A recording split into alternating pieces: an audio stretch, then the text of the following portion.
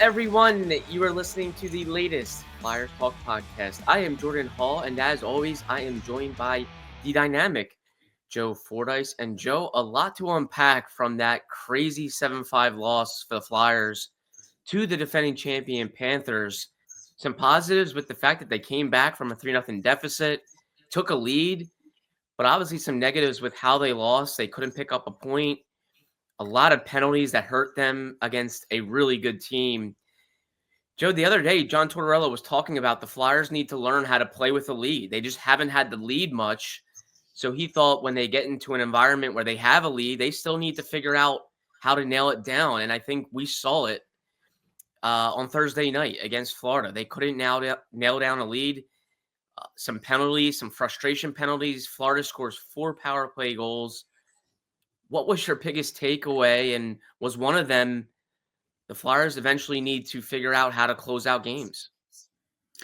Well, I think so too. But the other thing I'll say is there are certain teams when this Flyers team gets up against them, and you just kind of get, it's almost like a reality check that the talent disparity between the teams. Yeah. And Florida's one of them. I think they have 8 players going to the Four Nations face-off. They just, they overwhelm you with their skill. Mm-hmm. They just keep coming at you.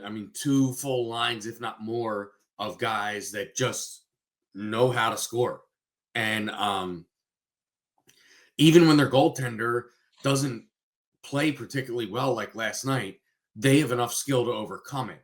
And the problem is the Flyers, when their goaltending doesn't play well, they don't have enough skill to really overcome it. Although last night they hung in there. Obviously, they had multiple goal leads. They had a 3-goal lead at one point, and then 2-goal leads. They came back from all that. They go up a goal, and as you said, they just have trouble shutting it down. And Florida's going to do that to a lot of teams. But the thing you don't like is the penalties leading to the goals that make you lose the game, or goal that make you lose the game, because that is not about, it eventually becomes about their skill because of the power play, but the penalty is not about the power play. The Farabee penalty, not about the power play. I know Nick Seeler he seemed almost defiant about how he did not have a problem with what Joel Farabee did. And I'm not sure he would have said if he did, but the camaraderie factor with this team, I don't think anybody has questioned. So that's all well and good. But in the end, when you look at it, that penalty kind of led to the demise for them in that game last night. And, facts are facts, regardless of the situation that he took the penalty in. It did lead to it, which is part of the closing out games factor that you bring up, is penalties leading to goals and power plays late in games that are tied or 1-goal games, as last night's was a 1-goal lead. It just really puts a damper on all the rest of the things that you did well during that game. Joel Farabee was whistled for roughing and cross-checking late in the game, and that led to Florida's game-winning goal on the power play. And Farabee was defending Travis Sanheim, who took a hit from Sam Bennett. Joe, I wasn't sure how exactly I felt about that. To me, I think his instincts took over. It's just the camaraderie factor. When you see a teammate, especially a really good one of the top players on the team, almost looks like he gets boarded by Florida, you just naturally jump in. And I also thought Bennett maybe fell a little quickly on the cross-check from Farabee, and suddenly him and Forsling are going at it, both defending teammates. And Farabee gets out on the wrong end, and Florida goes on the power play. So I think his instincts just took over there. I wonder if maybe later on Farabee, if he watches the film, might think, okay, the hit on Sanheim doesn't look as bad, and perhaps I can be a little more composed there and understand the situation. But I think the Flyers, for the most part, are probably going to say, listen, our teammate was standing up for a teammate. And I really wonder if they even think they were on the wrong end of that in terms of just the penalties. Well, I think Sealer, when Nick Sealer talked about this last night, you could kind of, he said it without saying it directly, that a few of the calls last night were a little, I mean, the penalty on Scott Lawton that leads to a goal is a little ticky tack kind of stuff. And, listen, I'm not going to sit here and say the refs cost the Flyers the game. Not going to say that at all, because there were disciplinary issues. But in terms of how the team felt about what Joel Farabee did, we didn't get to hear from a ton of them, but Nick Sealer is the one that was asked directly about it. And he almost looked like he was taken back by the notion that Farabee was in the wrong there, not in terms of him actually getting a penalty, but in terms of him being the first guy there and sticking up for his teammates and that sort of stuff. So I think if we take that as a representation for how the rest of the teammates feel, I don't feel like anybody, and quite frankly, I don't think John Tortorella is the kind of coach that would fault a player for doing what Farabee did last night, because he's so big on the atmosphere in the locker room and how tight the team is and what a great room it is. Things like what Joel Farabee did last night are the reason the room's great. So I don't even think that John Tortorella would have been put off by it. And I'm sure we'll hear from him at some point before the Bruins game Saturday on exactly how he felt about that. But I don't anticipate that it's not one of those things where you're taking a penalty in your own zone, 200 feet from your net, and you're tripping somebody, or you take a stick penalty, something like that. This is a guy sticking up for a guy who's arguably been the MVP of the team so far, taking a big hit. And really, I think the bigger picture is a better picture, I'll say, than what played out during the final minutes of the game last night. John Tortorella did not speak post-game. We do not know why, but I think one can speculate that maybe he was frustrated with the loss or frustrated with the officiating, and didn't want to go out there and say something he'd regret or be fined for, or maybe he just had nothing to say. He was just so frustrated it wasn't going to be much.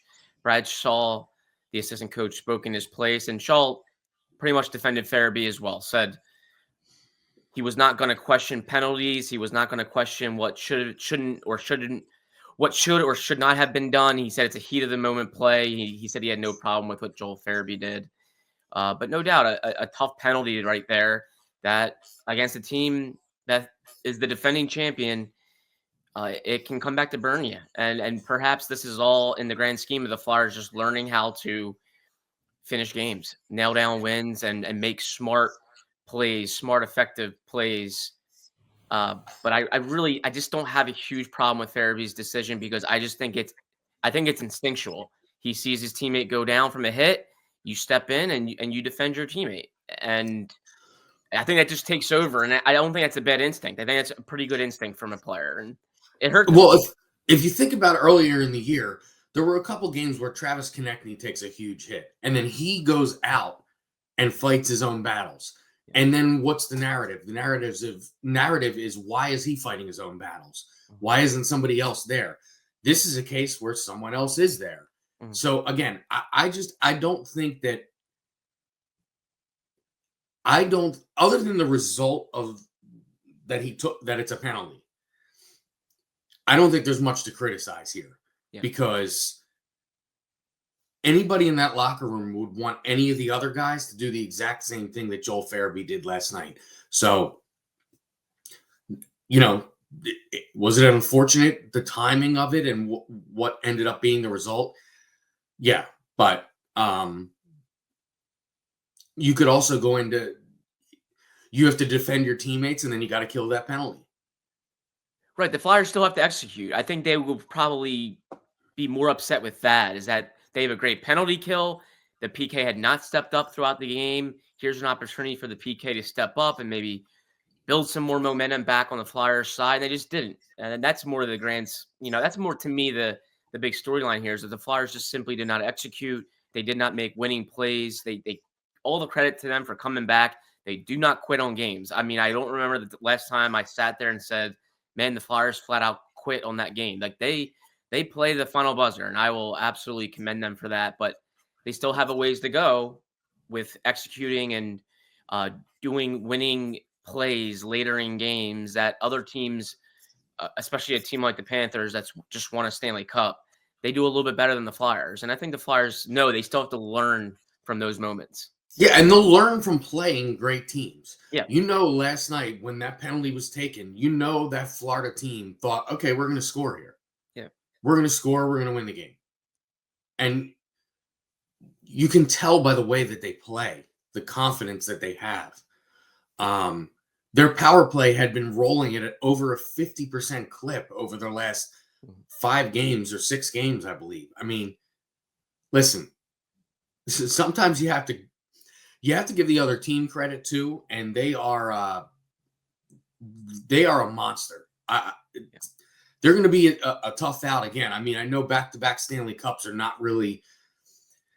It's not something that happens all the time. The Tampa Bay Lightning, the last team to do it, but hard to envision a team taking this team out. Indeed. And Jay, I think if you're the Flyers, you have to be pleased with the offensive output.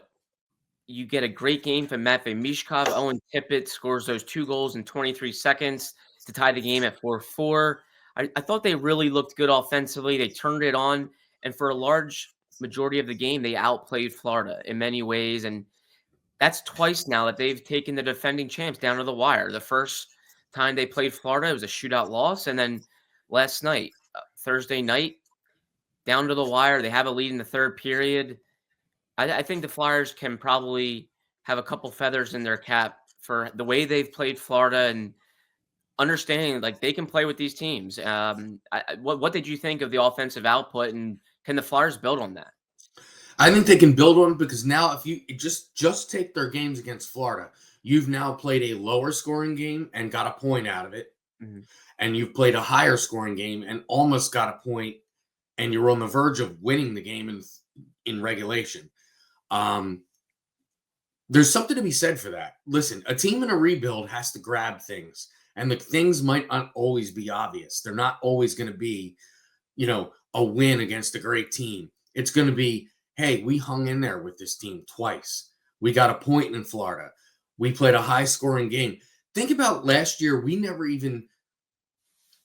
talked numerous times about how this Flyers team cannot get into games where they have to keep up with a team scoring. Now it's almost like they thrive on it. They can thrive on it. The thing I will say is the power play has to get going. If you want to keep pace with teams that score like a Florida or some of the other great teams in this league, you cannot do so by letting power play opportunities continuously go by the wayside. And so that is one thing I'll say is a negative about the offense last night is that there wasn't a lot of their power play didn't look great. They really didn't even get set up on the power play last night. And that's going to hurt you against a great team. But in terms of the 5-on-5 output, I don't understand it. I don't see how you could have a problem with how they played last night. And keeping pace with arguably one of the 3 or 4 best teams in the NHL. If the Flyers keep that game at 5-on-5 a little bit more, they win. I mean, Florida has 4 power play goals. One of the other goals was at 4-on-4, which of course is more open ice, more space. So Florida only had 2 5-on-5 goals out of the 7. If the Flyers just limit some penalties, limit some mistakes, I think they know they can outplay Florida at 5-on-5. But without a doubt, Joe, the power play needs to be better. Coming into last night, it was 4 for 44 since October 27th. And I think Michkov really saved it last night by making a great play to get them going. He set up that Tyson Forster goal in the power play to give them life, to get them down only 3-1. Without Mishkov's great play there, the power play probably for the most part does not look good at all. And yeah, it's been reoccurring now. They Yeah, you're right. To keep up with great teams, you got to score on the power play, and they just haven't done that. no, and last night, I mean, you mentioned obviously Mishkov's great play gets them that goal, but that's not a result they don't have a power play setup. They're Yeah, not set up, sustained zone time.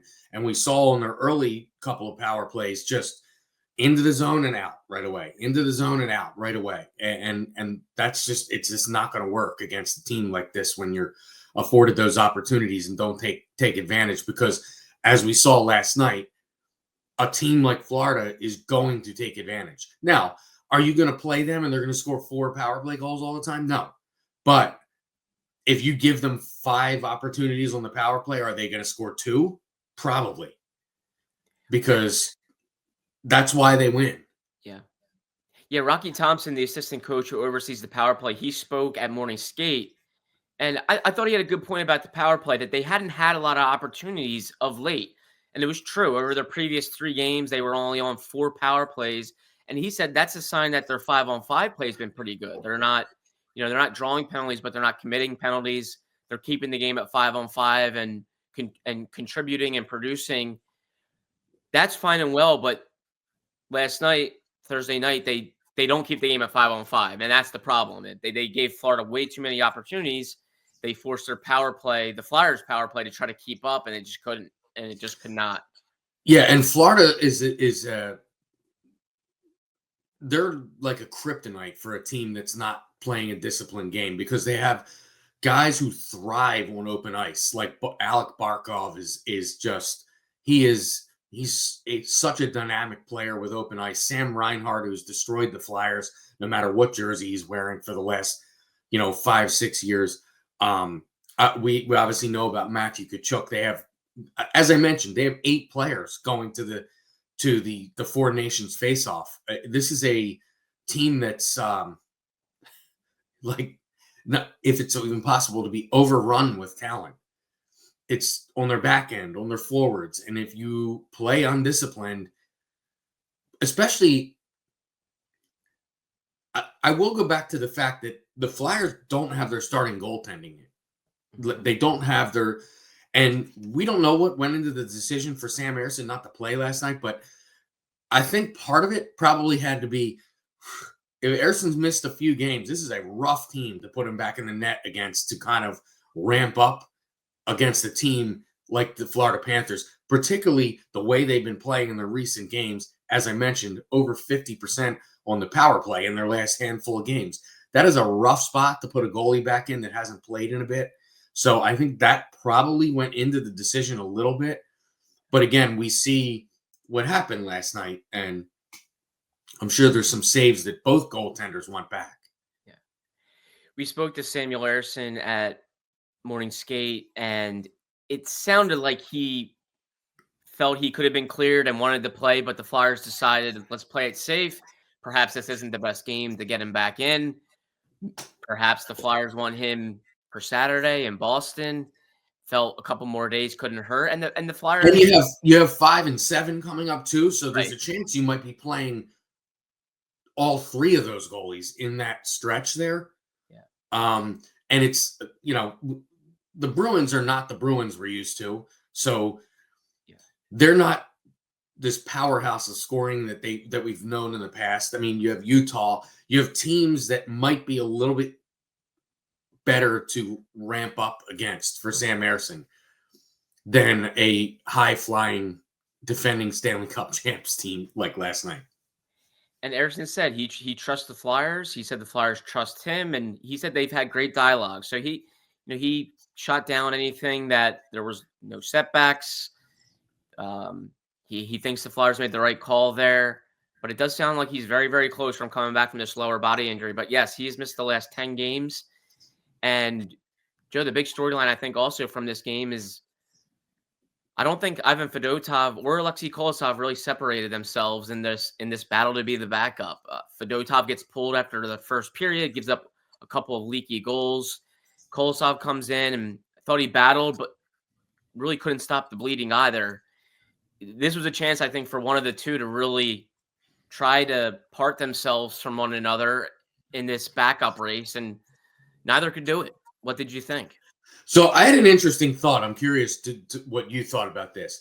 It almost felt like last night was an audition because I don't think Ivan Fedotov was that bad in the first period in order to be pulled. Right. And then all of a sudden Kolosov's out there. It almost felt like, okay, I'm going to get a look at both of these guys in the same game against a really good offensive team. I mean, the goals Fedotov lets up, yeah, the second one, you probably want that one back. The first one, I mean, Tyson Forrester just loses a battle, and it results in perfect puck placement for a one-on-one with the goaltender. I don't, I'm not going to go crazy about that. The second one, yeah, you probably want back. Either goal, I don't think it was worthy of being pulled, and it was 2 goals. You rarely see a goaltender pulled with, for 2 goals. Yeah. It felt like an audition to me. I'm wondering what you think, if you thought kind of the same thing. No, absolutely. That's a great point, Joe. I really do. I think it was probably, all right, Kolosov, let's see what you can do here. And I asked Brad Shull after the game, was it more about Fedotov's play or more about trying to wake up your team? And he said it was a combination of both. But the Flyers made the decision probably on a combination of both.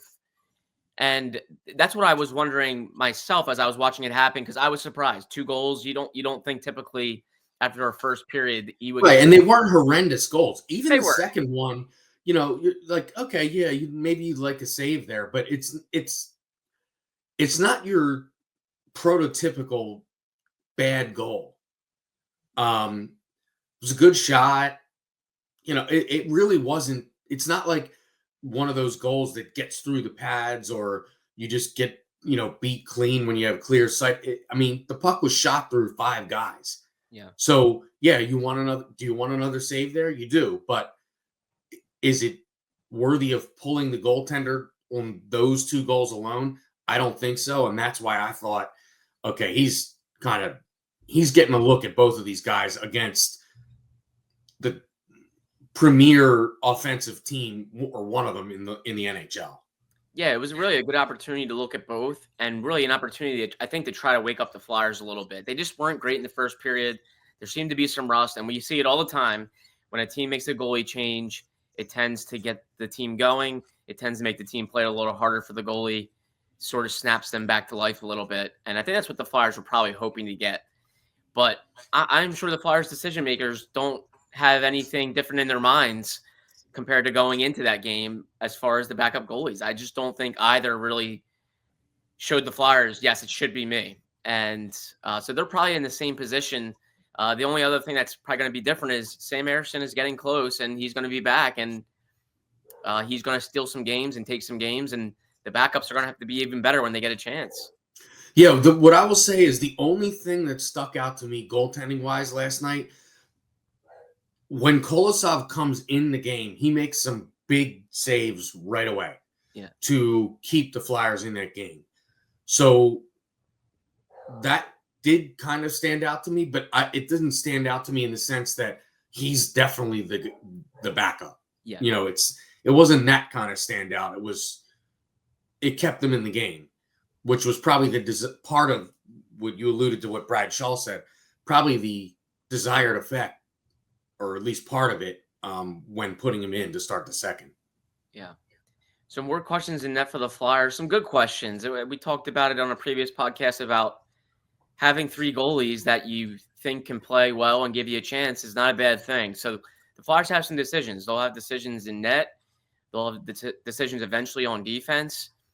And we'll see where it all goes. But Joe Fordyce, thank you so much. As always, great to see you. Great to chat with you, breaking down the Flyers' 7-5 loss to the Panthers. You can watch pre- and post-game live, produced, as always, by Joe Fordyce. A big thank you to Ben Berry, our podcast producer and guru, for always being flexible with our time. And Flyers fans, of course, as always, thank you so much for listening to the latest Flyers Talk podcast. Wherever you get your podcast, please rate and listen. And we can't wait to talk to you next time.